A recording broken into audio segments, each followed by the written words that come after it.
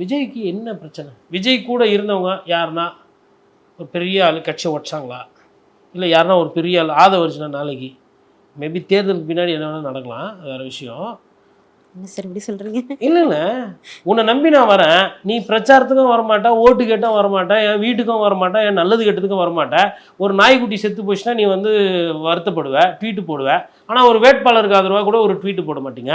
ஒரு தொண்டை செத்தாலும் அவன் வீட்டுக்கு போகாமல் அவனை வர வச்சு பார்ப்பீங்க. இப்போ இந்த தலைமையை இந்த தேர்தல் தோல்வி வருதுன்னா கேள்வி கேட்க மாட்டாங்களா? ஏன் எடப்பாடி பழனிசாமி கேட்டாங்கல்ல, ஸ்டாலின் அவர்களை கேட்டாங்கல்ல, எதிர்கட்சி அந்தஸ்து கூட இல்லாமல் போச்சு திமுக அப்படின்னு விமர்சனம் வந்ததில்ல, ஸ்டாலின் தலைமையை கேள்வி கேட்டாங்கல்ல, விமர்சனம் பண்ணாங்கல்ல.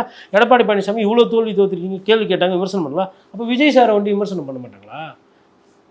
பொறுத்தது பொறுத்தாச்சு. இன்னும் ஒரே மாதம், ஒரு மாதம் கூட இல்லை, 4ஆம் தேதி வர நாள் என்னன்னா அப்போ விஜய் சார் மீது இந்த விமர்சனம் வந்து மற்றவங்க விமர்சனம் பண்ணுறதுலாம் இல்லை, சொந்த கட்சிக்காரன்னு கேட்பாங்க.